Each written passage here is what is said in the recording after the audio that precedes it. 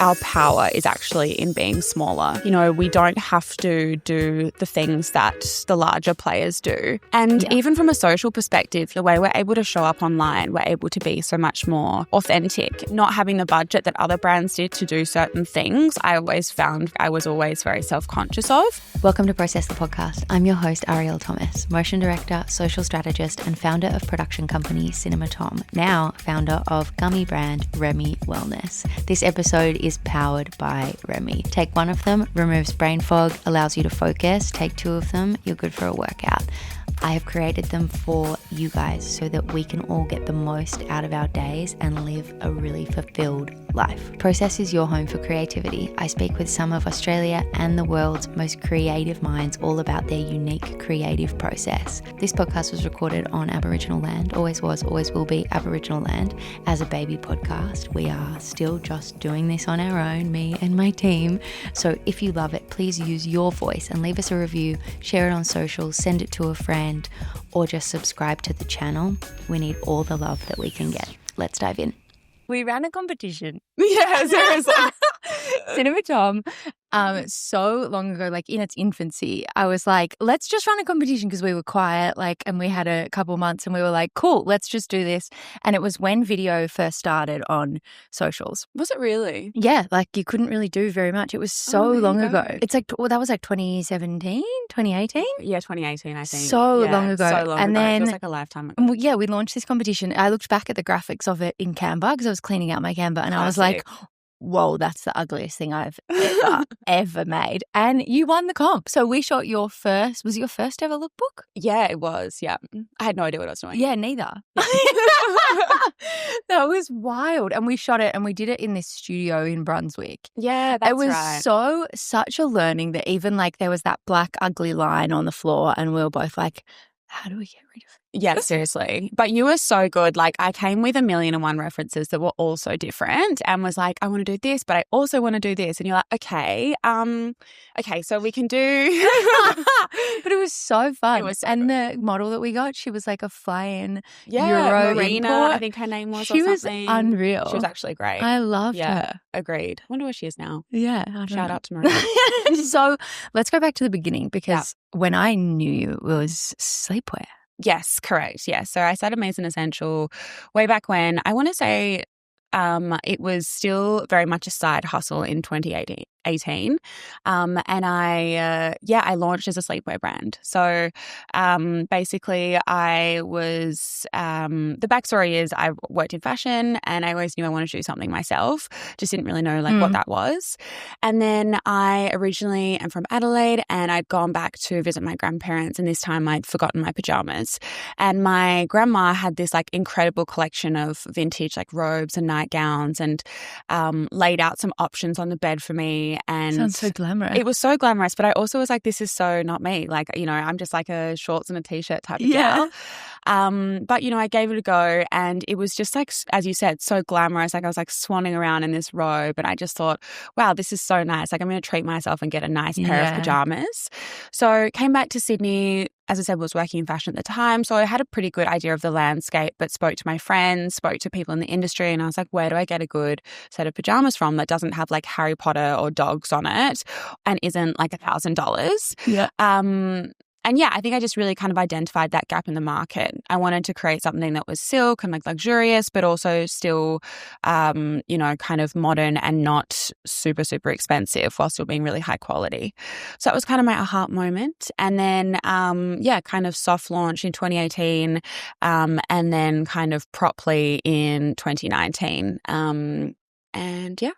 Did you find that it blew up because everybody was at home? Well, originally when I started, it wasn't COVID yet, but then yes, it did hit COVID and we were, very lucky to be in the category we were in. Obviously, people were spending more at home or spending more in their home.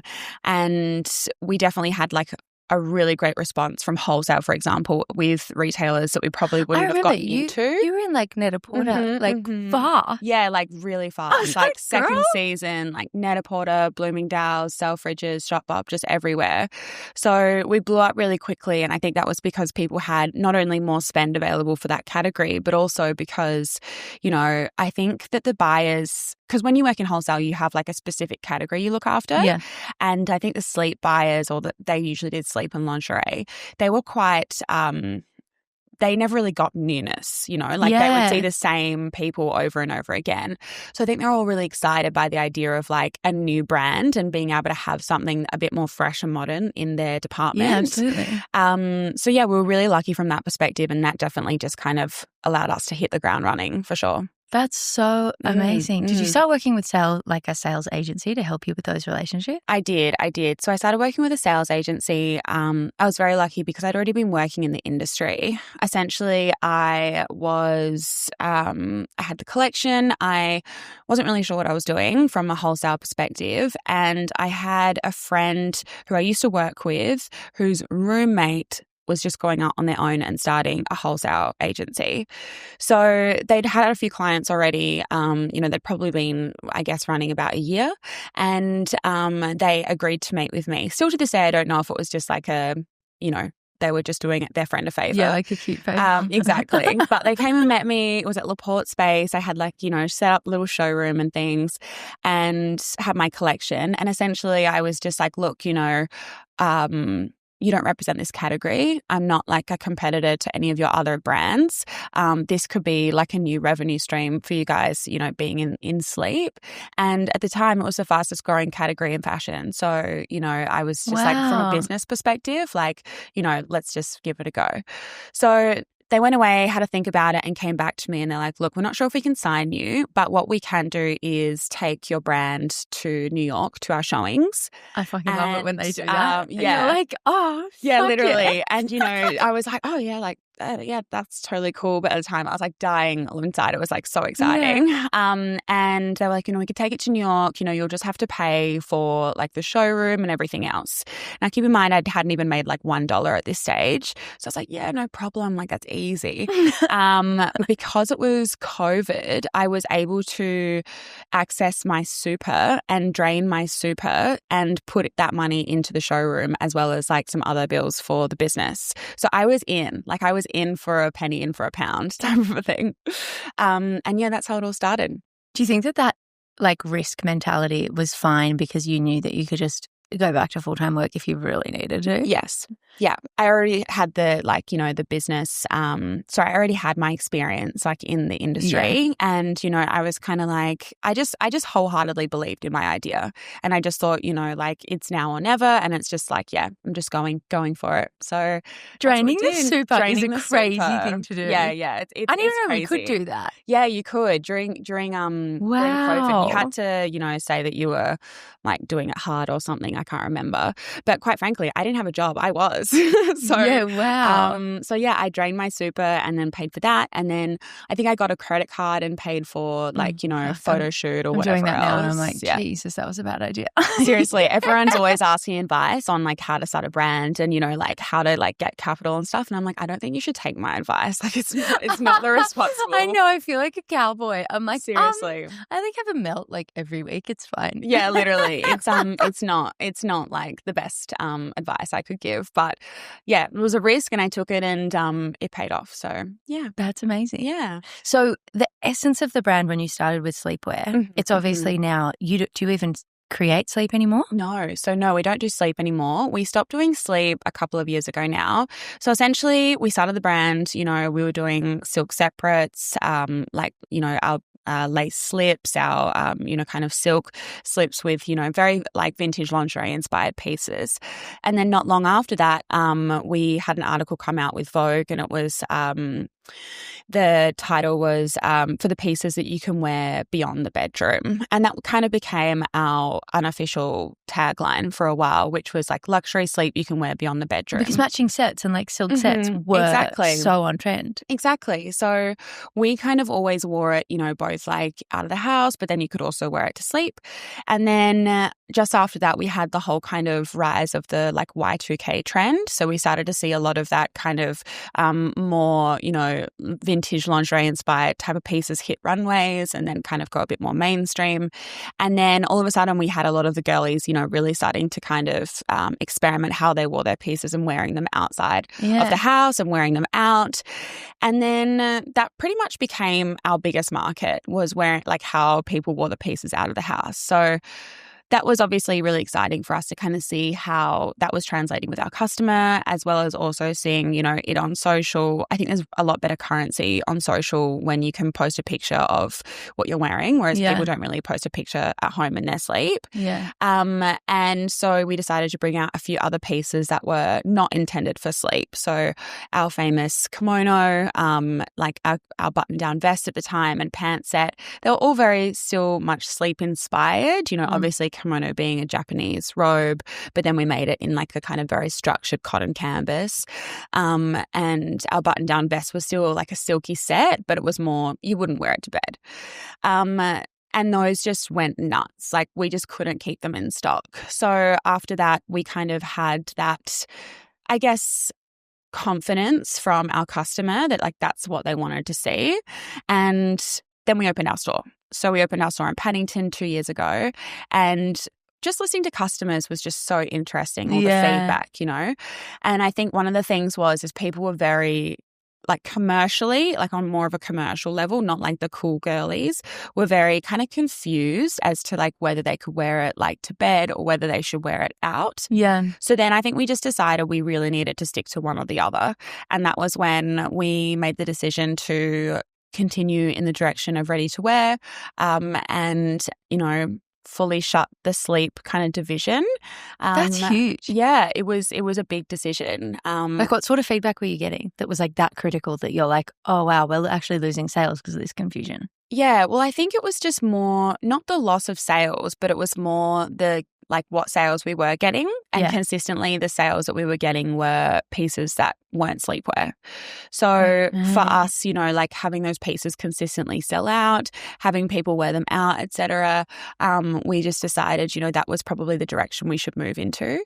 And yeah, there was definitely like, a loss of sales from like the sleep perspective. Yeah. But it was ultimately the right decision for the brand and one that I haven't regretted at all. And yeah, 2 years later, sorry, it's like That's the best decision epic. ever. What part of fashion did you come from? So I was in communications. So that is not a designer. No, so not a designer traditionally, very much self-taught. So when you go from like sleep Mhm. wear, it's like you can kind of imagine it. It's like you're not really reinventing the wheel in terms of a CAD Totally. and like all that kind of stuff. Totally. In terms of sketches, I'm sure you've got references and stuff from Exactly. like glamorous, whatever's, and then you're handing that off. But how on earth did you pivot like that? Yeah. That just feels like Yeah, it was crazy. I think because I think by the time we pivoted to ready to wear, I'd had a bit of experience by that stage with the whole kind of technical background. Yeah. Obviously, I'm not like out the back sewing the garments, but learning how things fall, things drape, where to put, pin tucks or seams or different types of materials and like the way that they'll work. So when we started to bring out, a few pieces that were more in the ready to wear space, they were still relatively simple in their construction. But we just kind of like built on it from there. That's amazing. Some of like Donatella Versace is not cannot sew, for example. There are quite a few I still remember. I love that. My favorite Yeah. is Rick Rubin. He's like, no, I'd have technicians. Yeah. And I'm like, yes, Rick. So seriously, you can't do everything. I mean, in the beginning I did do most, but not the sewing. So, we work with some really great artisans and manufacturers, and now we do obviously all of our sampling and everything and CADs and tech packs and things with my team who do have more of a technical background. Yeah. But, you know, when it comes to design and fitting, I can see a garment on and be like, no, this needs to come in here. This needs to have a seam, you know, that kind of stuff. So, but that all really just came with time, to be honest. How did you start that journey? Were you like, okay, I need somebody with a design background to help me with this. Let's hire them as a contractor and then we'll hire them full time. Like, was it full? Yeah.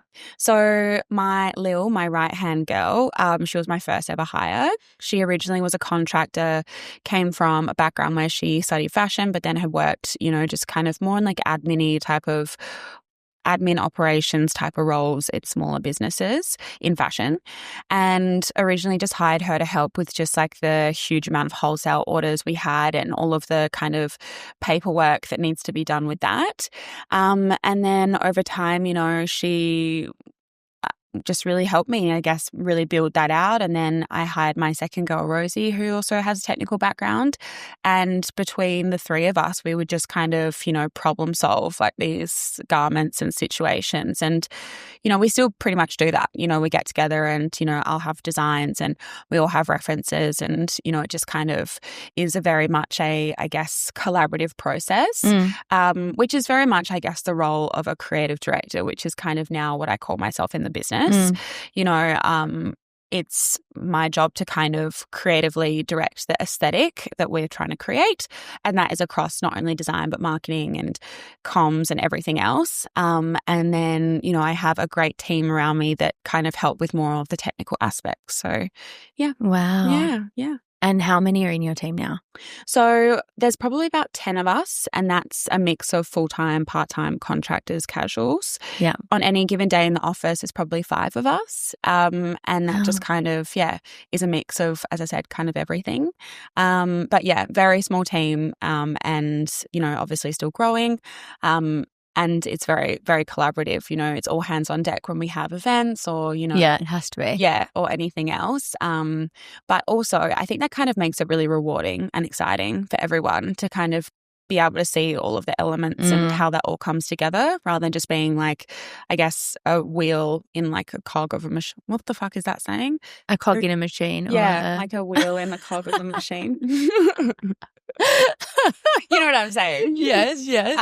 So it's been really good to have that support now. And so when was the point where you stepped away from, because calling yourself a creative director sort of means that you've relinquished the financials and the admin-y stuff. It's fine. We'll cut that out because that'll be on me when I'm talking. It's fine.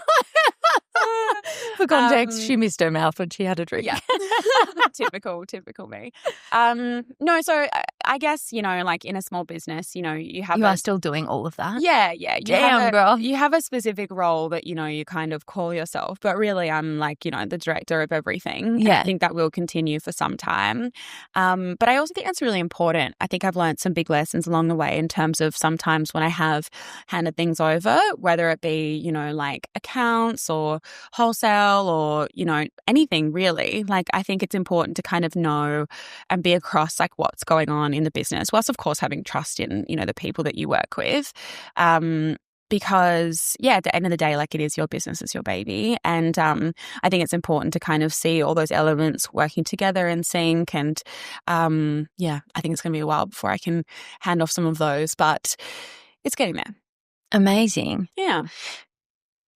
With Maison now, what do you think that the aesthetic and the vibe is? Because before it was like amazing sleepwear.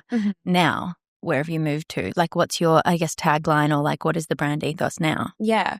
Our kind of unofficial tagline is women's wear and elevated essentials for global it girls. It's very much, you know, was inspired by, I guess, just how we see people wear the brand, you know. So we obviously create our pieces and have an idea of how we think people will wear them. And my favorite thing is, you know, kind of seeing how girlies like style it in the wild, and we kind of call them our Maison girls. But very much, you know, like putting a, lace and silk slip over some cool vintage jeans and like, a little bag, like, somewhere in Europe or something, or whether it's, on the weekends, tagging us because you've worn it to your 30th or just really love seeing how people wear their pieces. So I guess, that's kind of our unofficial tagline, but very much inspired by similar things that we always were: vintage aesthetic, 90s, like global, kind of travel and trends. And I think that kind of hasn't really changed. Like the ethos is still there in terms of we use high quality materials. We still use like our high quality silk. But now we're just introducing new categories to that. So, you can also wear your like silk slip with like a cool like boxy blazer or, you can wear your lace top with like our like new denim jeans or what have you. So everything still kind of goes together. It's just kind of building on from that, I guess. You are very young in the fashion game. Am I? Compared to like Feel 1,001. Same. I think compared to, and also doing it on your own as the leader of this. If we look at the majority of Australian fashion brands, there's either backing there and they've kind of had an opportunity come their way. There's two of them and they've done it leaning on somebody, so they're on this ride together. Totally. Or they are older. And they're like, oh, yeah, no, I did that and I had all those runs on the board and now it was time. I feel like you reverse engineering the sleepwear brand to enter that market and then you pivoting into fashion is remarkable. Oh, thanks. To have a shop in Paddington is fucking wild. Thank you. Yeah, no, it's been amazing. I think just like obviously like any brand, there's always been like trials and tribulations, and it's definitely been a really interesting time for fashion. We had COVID, now we've had, a lot of kind of international economic instability. The retail recession is real. Yeah, seriously, like I'm really waiting for like our .com boom era, like, early 2000s, like where are you? Yeah, seriously. But yeah, no, I've been so grateful and so lucky, I guess, just like to have our community of customers who have just continued to come back and have championed the brand and the business as we've grown. And really that's been like the lifeblood of everything. When you moved into fashion, was it scary? Did you have imposter syndrome? Like how did all that? I still do. Like, what am I doing here? Is this nice? I'm waiting for somebody else to knock on the door of this podcast and like wonder why. What the fuck are you doing here? No, seriously. I think for a long time, well, firstly, when it comes to the pivot, so when I made that decision to pivot into ready to wear, that was a really big but exciting decision, but also really scary. We had some major retail partners that we had to part ways with because we worked with them in the sleep department and specifically in the sleep department. To go into the retail space, but in the ready to wear division would be a completely new set of buyers, contacts, everything that we just simply didn't have. So when we did decide to move into ready to wear, we did say goodbye to a lot of those bigger retailers, which was super scary, but I just decided that it was the right thing to do to kind of build it from, I guess, the ground up with the customer first. Yeah. So looking from like a business perspective, obviously like direct to consumer has better margins. We're able to control the customer and control not control the customer, but control the messaging that goes to the customer. Their journey and their journey. And I feel like for a while when I was in sleep, I lost myself because we had these big retailers that, were like, we love this, but we would love it in hot pink. Or, we love this, but we would like to see it with like less lace, more lace, whatever. I lost myself in that I was kind of like, you say jump, I'll say how high type of a thing. So I think when we decided, no, these are actually our best sellers with our customer and we started showing them, they were like, oh, that's nice, but we still want, this. So there was a few seasons where we were kind of half. And then when we finally made that decision to kind of part ways, they were like, that's fine. We just kind of won't be placing. And that was that. So that was a huge part of the like scary decision-making process, was kind of letting go of that arm of the business for some time. But in terms of imposter syndrome, yeah, definitely. I think for a long time I felt really self-conscious about being a smaller player in the industry. But the longer I've had the business, the more I've decided that our power is actually in being smaller. Yeah. I think, we don't have to do the things that the larger players do. We're able to be more agile, like you were saying before with Anna Kwan and her showroom, and having customer feedback. Like if we have customer feedback in store, like we can implement that into our next season designs. Yeah. If somebody says, or if we consistently get, but I would love it in chocolate, we're able to do that, and even from a social perspective, the way we're able to show up online, we're able to be so much more authentic. We're able to be, more raw. And I think that for a while when I was trying to be like one of those larger players or, I guess act like one of those larger players to move in that direction, when I was trying to be that larger or act like one of those larger players, it was very limiting in what I felt like I could show up like online, like I'm naturally like a bit more, I guess, aloof or like silly or, I mean, not heaps, but like, a bit.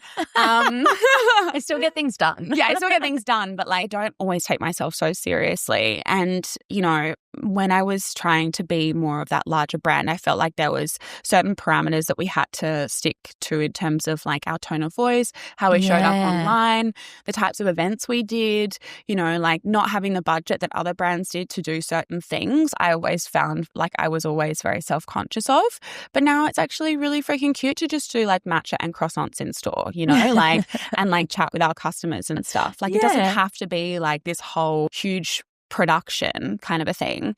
And I think when I realized that and when I just decided to step into that power of acting small and being our authentic selves, that's when I've seen, I guess, the best feedback from customers and the most growth in terms of like our socials and things. People love to see that, as we know. Yeah. And especially in the days of, gone by when it was just Instagram was just a static image, it was easier to hide behind, being like trying to be like, that fake it to make it be the bigger player.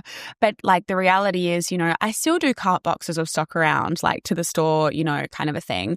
And, being able to show up and show those parts of the business, I think is actually, it's just freeing, to be honest. For sure. Definitely do have imposter syndrome. Definitely still find it so crazy when I see someone wearing Maison Essential that I don't know. Who are you surrounded by in Paddington? For context for people that don't know where you are. Yeah, so our store is in the intersection. So it's opposite Scanlon Theatre. It's Zimmerman's nearby, Oroton, there's St Agni. Like everyone. Everyone. Yeah. It's been an incredible opportunity to be part of that space, and I think to really kind of solidify ourselves as a player in like Australian fashion.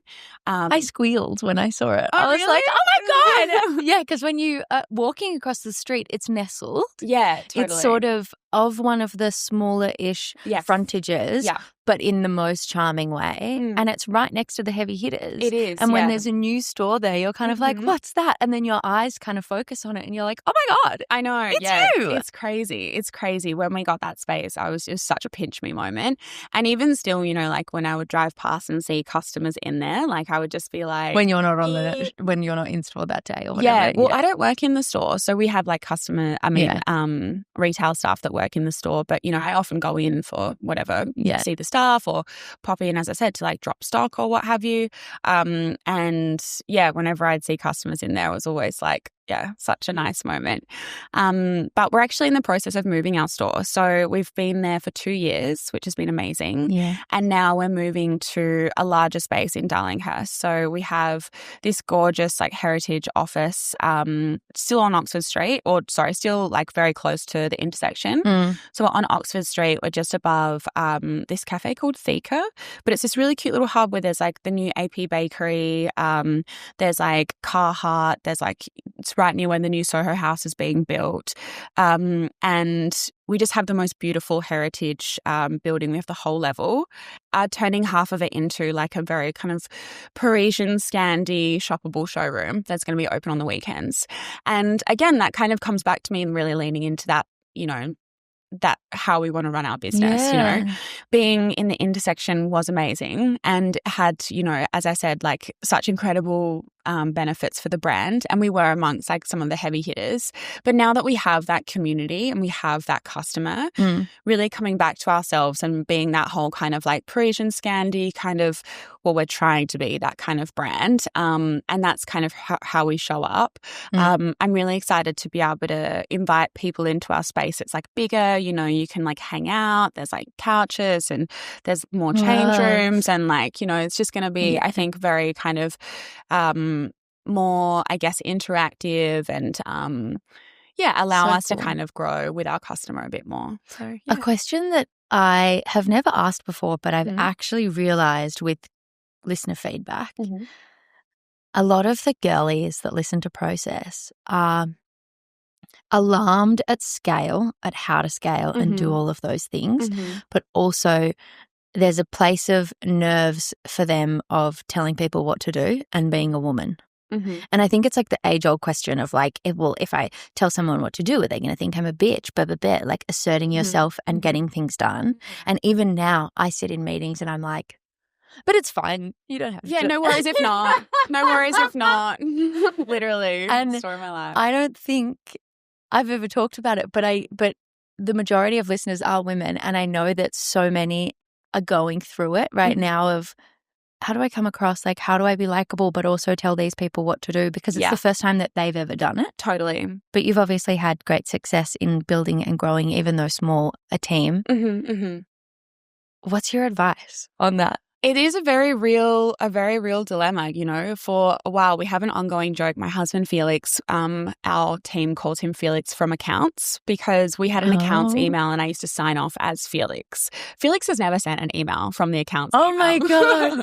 But it was very much, you know, like wanting to be kind of, as you said, like a bit more assertive, that more masculine figure. To do that is crazy. I mean, I guess I didn't have to, but I definitely felt like it was, you know, and I've spoken to a lot of businesses and a lot of brands about this, and they actually all do very similar things, alter egos or aliases, whatever you want to call them, on their accounts email or on their customer service email, because, you know, that person can be a bit of like, you know, a bit bossier than you can be. And it is definitely difficult, especially when you're trying to show up in such a small industry. And, you know, I worked in fashion, as I said previously, and I've had both good and bad experiences. And you do want to kind of be, well, I want to be approachable, I want to be likable, but at the same time, you are running a business, so it is hard.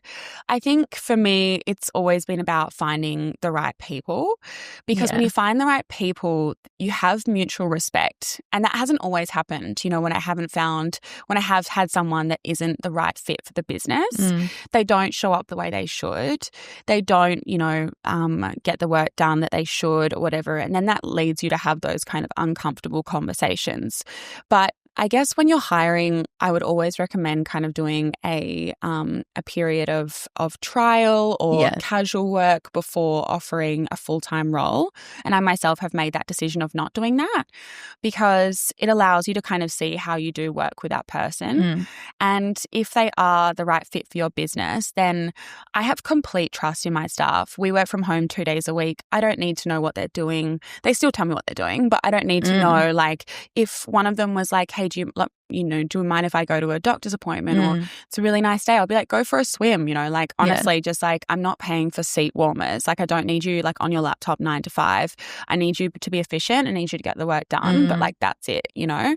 So I think, you know, being able to slowly and carefully grow your staff from that perspective is probably my number one tip, because now I'm literally always like, we're having an early Friday and you guys are going home at 3 or 4 or whatever it is, or I'm turning the internet off, because they just won't leave.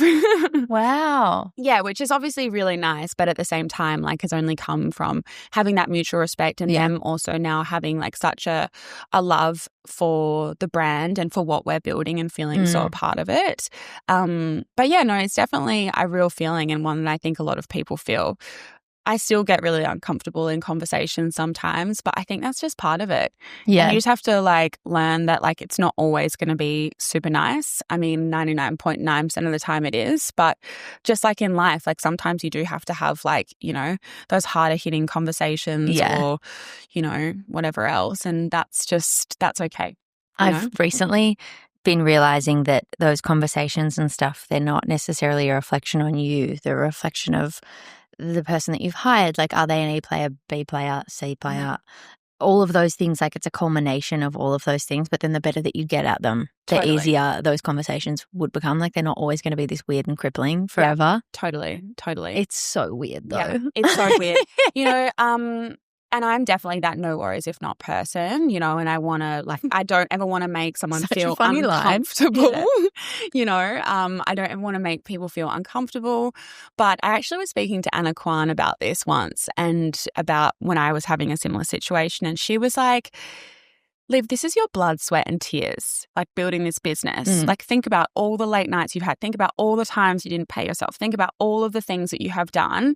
And then for this person to, you know, do X and kind of that's like disrespecting that, you know? Yeah. And she was kind of more like, sometimes you do need to almost like internally, not externally, like get a bit angry, you know, and just kind of channel that internally, which I thought was a good tip. Still doesn't work for me, but I am trying. We're not there yet. We're not there yet.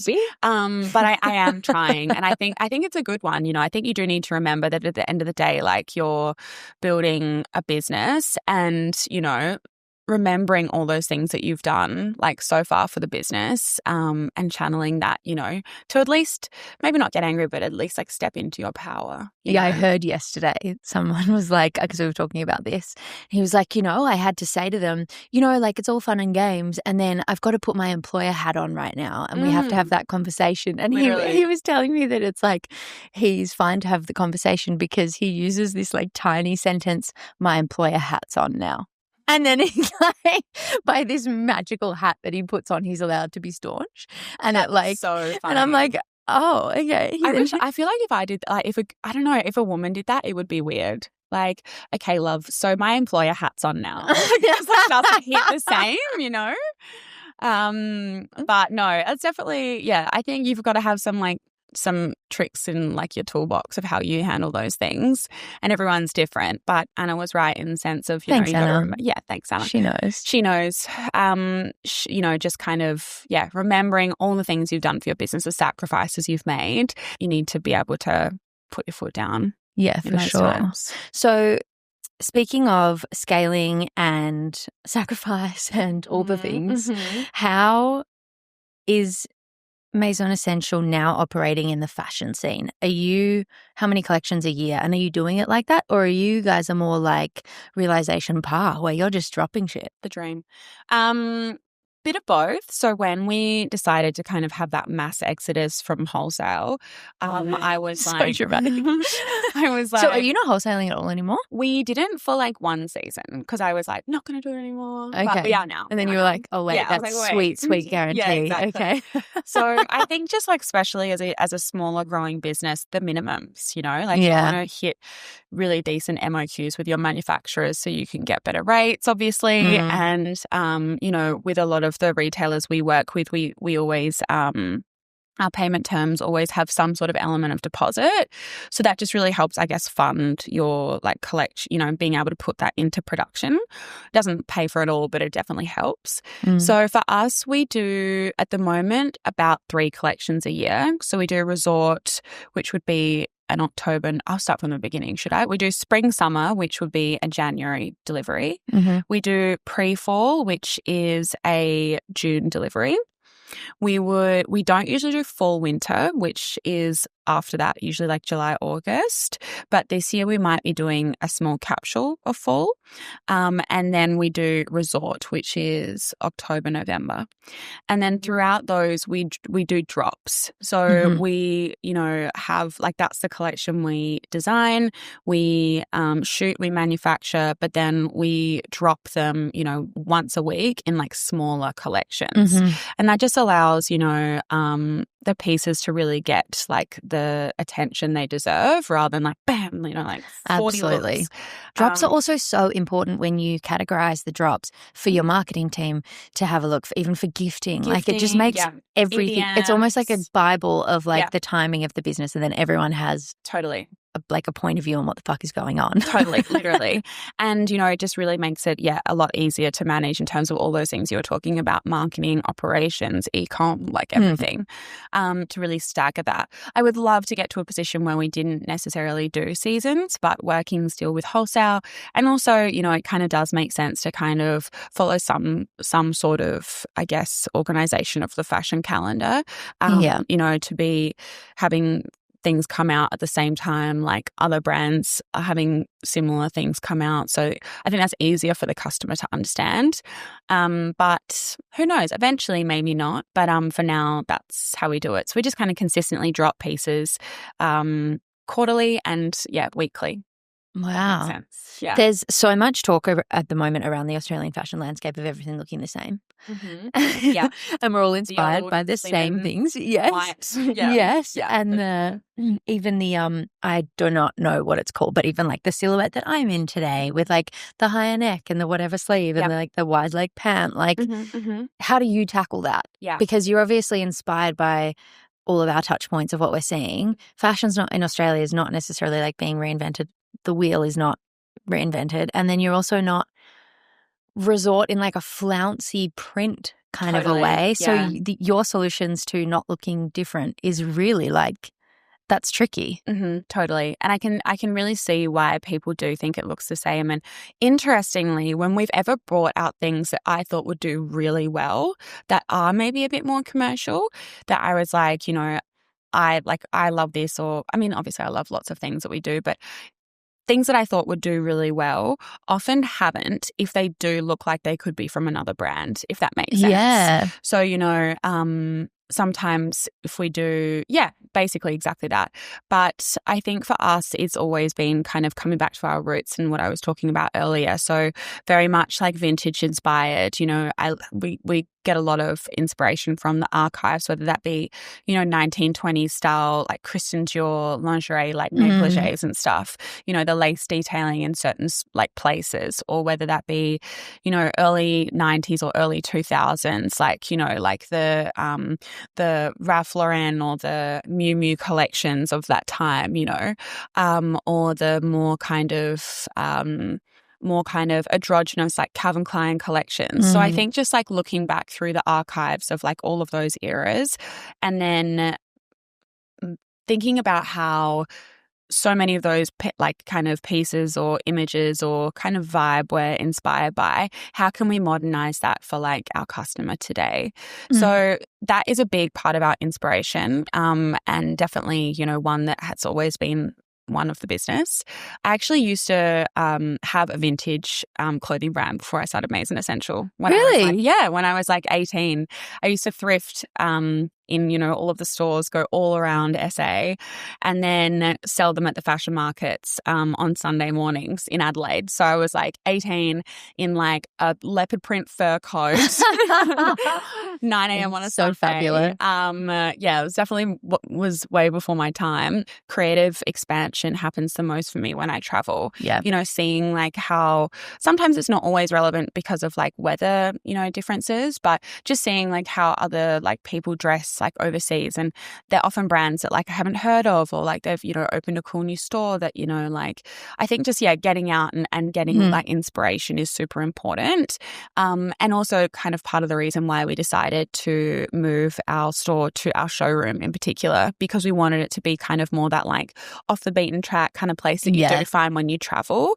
I find like if you're in New York or Paris, you do come across those places and it's like a really cool different experience because you like read it in a guide from someone you think is amazing. Yeah. And it's like more of just like, it's an experience, not just like a store with $1 million fit out by like an interior designer that everybody uses. So, which would be really nice, by the way, and would be really nice, but like it's just not for us. Yeah. All those touch points that those types of brands do, or what all the girlies are wearing, how they're styling their pieces and stuff is definitely, I think I literally sometimes take like little stalker pictures of people like from like at a restaurant, like lining up in like some like overseas or something, because I just think like they've styled their outfit really cool, you know, and I think it's, like being inspired by like real girls is a big thing for us. Yeah, for sure. And trying not to look at what other brands are doing. That would be really hard. It is really hard, but I think it's important. Like, I try really hard not to look at what other brands are doing, because then you do just start to all look the same. Yeah. You know, obviously, like I love fashion and I love shopping and stuff, but if I go shopping, it would probably be more to somewhere that stocks like international brands, or maybe, I don't know where I shop honestly, but I just try not to go into too many stores that are literally of the offering at the same time for your consumer. Exactly. That would be tricky. Yeah. I do that for like looking at competitors like a Tiny Disco, or like, you know, those kind of creative agencies, production companies that are based in Melbourne. It is so hard because you're like, wait, if we do that, then we could da-da-da. And you're like, no, hang on. Like, it's so tricky. Comparison is evil. It is. It's totally natural to do. And obviously I don't always stick to it. But I think, the more you can kind of focus on your own game, the better. Yeah, absolutely. Yeah. So speaking of storytelling, because if there is an audience member, for example, that is starting a brand, the biggest thing and the most common advice is like, what's your why? Storytelling, like make sure that the story is right. That's what will get the consumer. And I say it in this kind of like mockery way, because it is so oversaturated with that messaging at the moment of this is how you do it. Yeah. But I don't think that many brands have really, in the Australian market, gotten the story part down and really stuck to the story. I feel like they're very oversaturated with thoughts of like, okay, like we need a fit check, we needed this, we needed that, and that's all amazing, but I feel like it's like a top layer. And I'm really excited for you, because I feel like you having a space in Darlinghurst will get you so many fit checks in mirrors and shit, and like all that content that comes when you have a space. It's so important. For sure. But at the core of the brand and storytelling, you also yourself are constantly on TikTok hustling. Have you seen much? I mean, obviously you have, because you keep doing it. The results of you making TikToks and stuff being like, day in the life of me running a brand. Yeah, definitely. That's happening. Yeah. How else are you telling the story of what Maison Essential is? Yeah, for sure. Well, I started doing TikToks this year. I started them a few years ago, actually, maybe like 2023. And I was like, I'm going to be, this is going to take off for me. Just you wait all you. Well, yeah, you look at like Odd Muse and Amy and stuff, and you're like, this literally is amazing. Yeah, it's crazy. And the opportunities that would come with that too. 100%. I stopped stupidly, but not compounding. It's just so hard to do. But then this year I was like, no, this is the year of really putting myself out there. Yeah. I think coming from that comms background originally, I'm so used to being like behind the camera. You know, I'm very comfortable behind the camera and being in that space, you know, shooting models, whatever. And the minute I get in front, I kind of just like freeze. But it's been a big thing this year. So I'm trying to do a TikTok a day. I'm probably It's so hard. I'm probably doing more like 6 out of 7 days a week, I want to say. That's epic though. Yeah, but you know, I think that's a good innings. And it's been already amazing, like just kind of the feedback and the DMs and the community of like, you know, the Maison Essential, like kind of Maison girls really kind of overflowing into that has been really, really, I guess, rewarding. Because they're buying into your lifestyle as well. They're like with you as the face of it. They're not just connecting with the brand now, it's you. Yeah, which is like so uncomfortable for me. But it's nice. It is really nice. And I think it's people want to see it. You know, people want to see it and they want to be a part of it. And if I can be the spokesperson to help that happen, then like so be it, you know. But then from I guess storytelling perspective, we're really big on storytelling. So obviously our marketing, we have like our EDMs, like our email marketing. We have our own TikToks. We have our journal where we interview like cool girls like overseas or, you know, get them to kind of do their little city guides. We just kind of really building that out in terms of like who is the Maison Essential girl. And we're very much like, you know, we're inspired by, you know, as I was saying, vintage, 90s, travel, like food and wine, city core, you know, kind of those more, like you were saying before, like finding those little off the beaten track places and really celebrating not only the brand, but celebrating the girl, the customer, and having that, I guess, that hashtag of Maison Girls and building that out is really important to us and really kind of a big part of our messaging. So do you make sure that all the stills and the content and the way that you speak, like it's all kind of linear into what content that they would want? I think because we also are the customer, it comes like quite naturally. Yeah. You know, like we're not Pinterest board kind of is a Pinterest board. Exactly. Yeah. You know, I'm not trying to create like, I think it would be a lot harder trying to create, you know, let's say like Frank Body. They're an amazing example of, you know, someone that did an incredible persona of this like, you know, kind of masculine, cool, like coffee scrub, you know, that was like everywhere back in the day. Like, how would he say it? How would he say it? Yeah. It's very different to like, this is just like us talking to our friends, but Okay, on a girl. wider, literally, just on like a wider kind of spectrum. Yeah. And obviously we do try and be a little bit more, not formal, but like, you know, we're not super casual, but at the same time it is. It's very much like how you would talk to your friend, you know, like it's more... Yeah, so I think it's a lot easier having, as you said, like our Pinterest board is literally the Maison Girl Pinterest board. Where we want to travel is where we would put in the journal, like what we would want to wear is what we're designing. And that makes it really easy and also very flattering that people also like it. Do you feel pressure as the founder to be like, oh God, like the business would grow X if I am this front?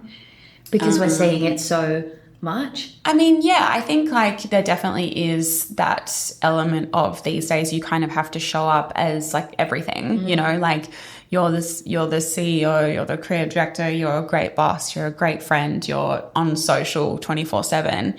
And there is like a lot of... It's just like womanhood too. Yeah, exactly. And I'm sure that's exactly. And it's really, it's first world problems. Like I'm sure, you know, like there are people with real issues out there that are much more...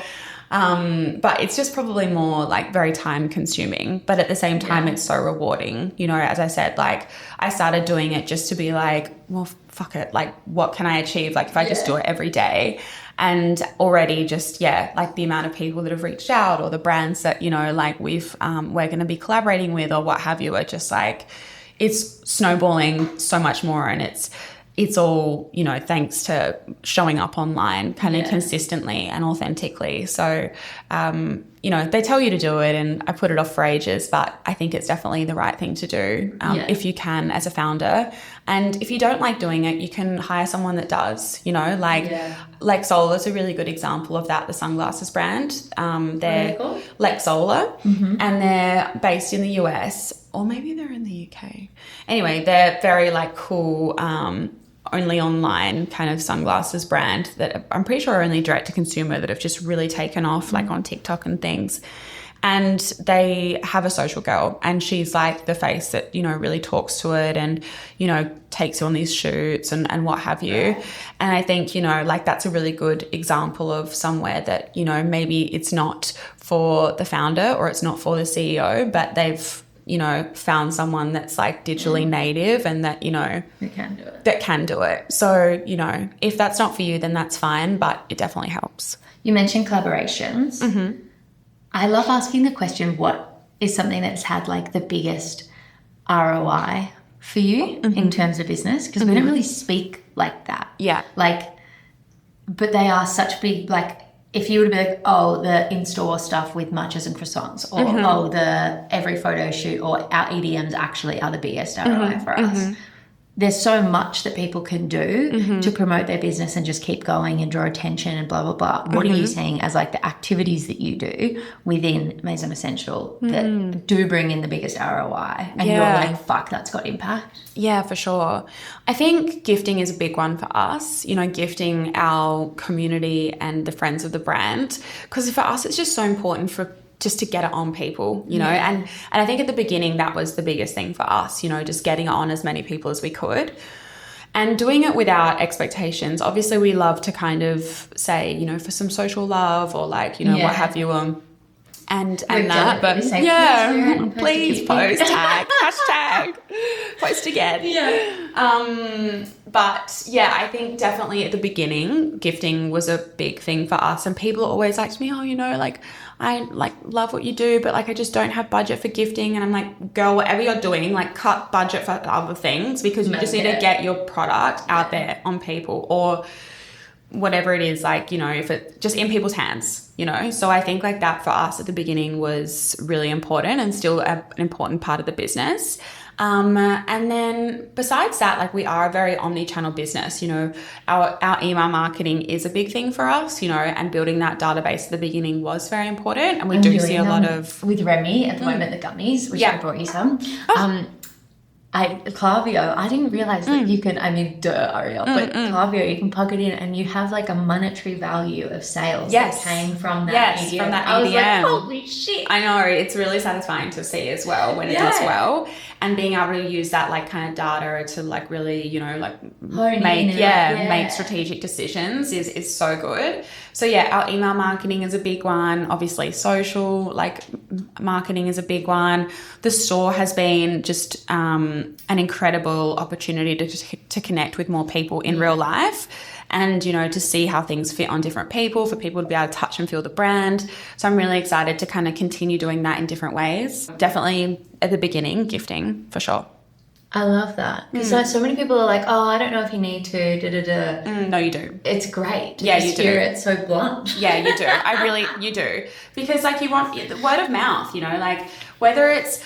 Obviously, it's the best when somebody wears it, tags us, and, you know, we then kind of can reshare that content. But even like everyone's actually quite often now, which I just love, I'll see a friend of a friend post a photo at like lunch, and I'll see somebody wearing Maison Essentiele. This isn't gifted, but as in like I just see them wearing it. And just knowing that like that person was there with all of her girlfriends like wearing that, and maybe somebody asked where it's from or what have you.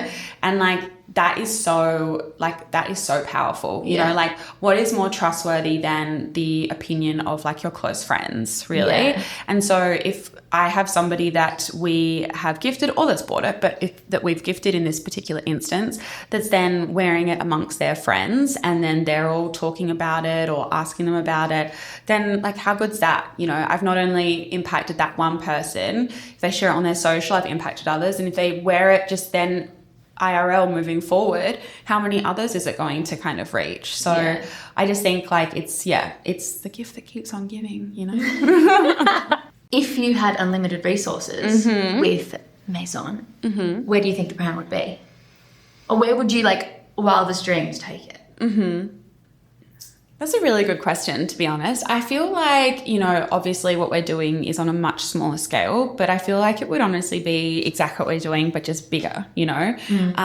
So just like a store in Paris, or like... I mean, obviously, who wouldn't? Yeah, I think... Like gifting activities in the US. No, I think, just more like more product, more... I mean, I'm talking very pragmatically. More product, more like more stuff, more just things to help operationally grow. But if you want like a sexy, exciting answer, I'd probably say, definitely like pop-ups overseas for sure. Carmen Amsterdam, like concept store is like big on my list. I think they're incredible.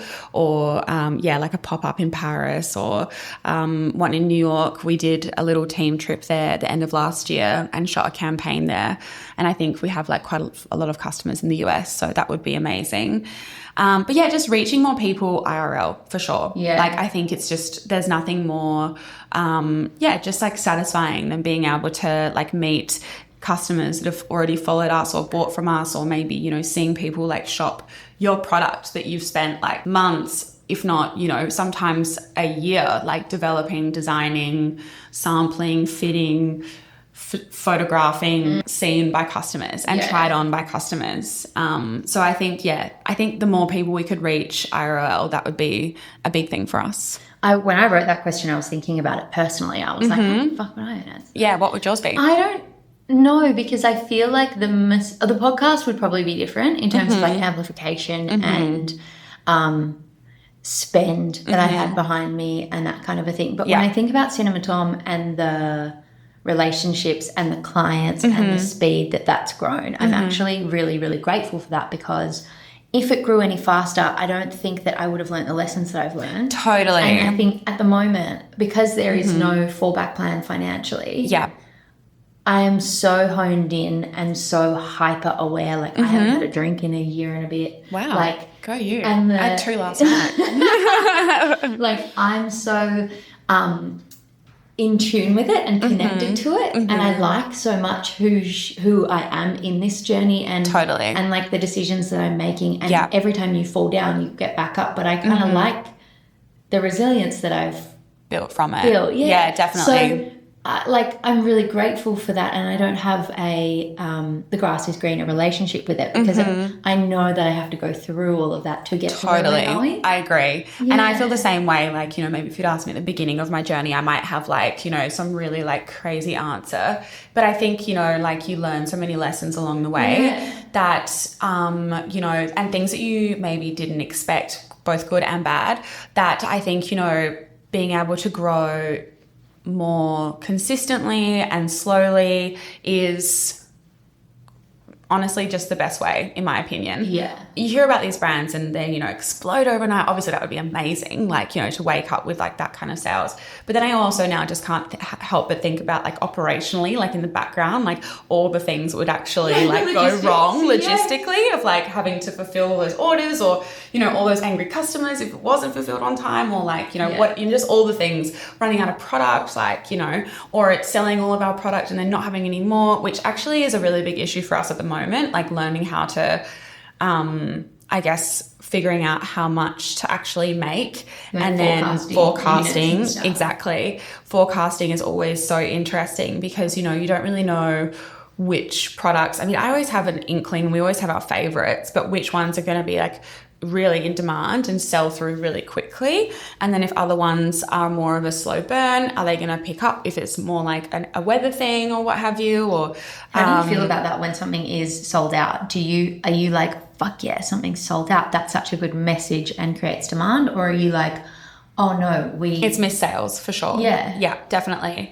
I think there is a great kind of marketing concept around, obviously, like the whole scarcity thing, and, you know, something sells out, you know, having to try and get it and stuff. But if we like, I actually think it's quite often, like when we tell customers like something is almost sold out, like get it now because, you know, it's about to be sold out. Like, I genuinely mean it. And it's so annoying, because then people, I cannot tell you the amount of times we then have people be like, oh, like I just saw that this sold out. Like, I had my eye on it for so long. I wanted it for my, you know, like very important event next weekend, and you can't get it. Sorry. Like, it's like another 3-4 months, and that's if we even recut it, you know? Yeah. So I think for us, it's actually been, I mean, obviously it's great having like something sell through, but at the same time, like all I can think about when that happens is like how many people we could be reaching and how many customers wanted that product that now can't get it. And if we recut it, which we often do if it sells out really quickly, you know, that it's going to be another 3 months before they can get it. So it's 3 months, because the process of that is you guys placing the order, it being manufactured and then freight to you. Yeah, correct. So it depends on the manufacturer and also what the garment is. But, you know, especially because we often work with, you know, custom materials or custom colors that we dye, you know, there's a couple of processes that it has to go through, you know, like our manufacturer has to order the material, then it needs to be like custom dyed to a certain color. Then that takes a whole process of like the dyeing, the washing, the drying, etc. Then that's going to be shipped back to the manufacturer, and they've got to cut it, they've got to manufacture it, they've got to pack it, then it gets sent to us. So there's quite a few steps, and because our garments are of like a higher quality, things also aren't made like super quickly, you know? So a lot of brands are able to turn it around quicker, and it is something that we're working on. I think with some of our manufacturers, we've got it down to 2 months. But yeah, that's even if we recut anything again, because often when we've done that, we've already allocated budget to that was the allocated budget for that season. And we are now 2 seasons ahead with our manufacturing in terms of like what we've paid for and what we're working on. And that's just unfortunately a missed opportunity, just a learning. How do you go with like the impulse thoughts of like, okay, oh my God, my team hates me for that. We can do really quick and then we're going to get it by air. We're not doing it by sea. By the way, guys, getting 250 gummies shipped to me by air cost me $1,200. Doesn't surprise me. And then by sea, it takes 40 days or something, 50 days, and it was $250. So like the difference in that. But now I'm like learning to simmer my own impulsive thoughts, being like, just chill the fuck out, Arielle, it's fine. Like 40 days, like just put it in the literally. I know what you mean. Forecast. No, my team hates me for this because I'm always like, okay, so I slept on it, had this idea, and they're like, stop with your ideas, like no more ideas. And I'm always like, could we just maybe get a little bit of product for like this, or like, could we do this? Why don't we bring this out in this color? I'm always trying to pull back on those types of things because it is really tricky. I think it's still a learning process for us because we are growing like every season, which is great. But you know, just learning to kind of forecast and make those mistakes and make learnings from them and stuff is kind of, I don't really think there's a magic kind of thing. We've looked at software that you can use, but they're for much bigger businesses. So at the moment, it's just very much a trial and error thing. And So who helps you do all that forecasting stuff in the team? I just do it. Really? Yeah. Well, I've got our operations manager who helps with like, you know, placing the orders and everything.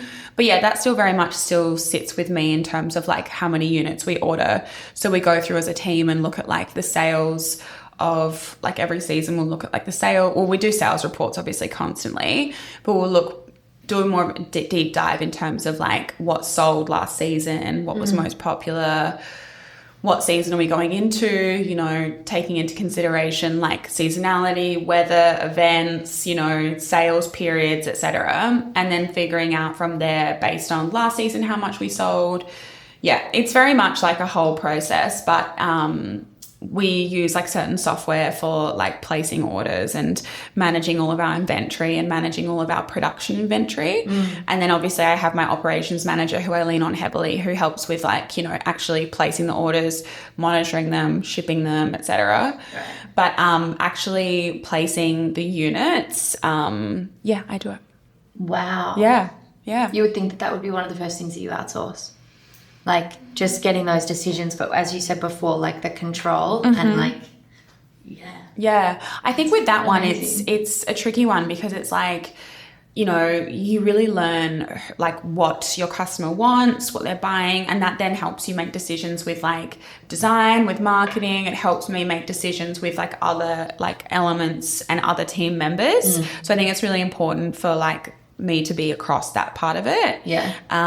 Sometimes now my operations manager, I'll be like, we need to recut this. Can you send me proposed units? And I'll just look over them. But for like our direct to consumer on like a larger scale, I'll still do them. So Wow. What is the one piece from the brand that you wear the most? I've heard this question before, and it's a tricky one for me. I feel like it's so cliche, but I genuinely do wear all of our stuff all the time. Today I'm wearing our boyfriend blazer. I wear it constantly. Our new denim, I love like denim and the blazer and the knitwear and stuff I'm in every day. But then I often wear like a lot of our lace, like, you know, over jeans. We have like a bit of a joke in the office. We just wear everything with jeans, lace with jeans, silk with jeans, blazer with jeans.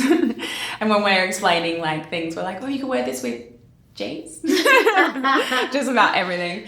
But honestly, I feel like I have a lot of it just on rotation. And like the good part about the brand is that all of our pieces are very cohesive from season to season. Like we don't have like a really loud print that, you know, will kind of age or like, you know, that can't be worn with other things. Everything's very much like tonal and like, you know, very similar materials and stuff. So I'd say probably blazer, denim, our lace, and I still have quite a few of our like long black silk maxi dresses, which are just so easy like to wear day or night, to travel with, just everything. So Silk is hard to wash.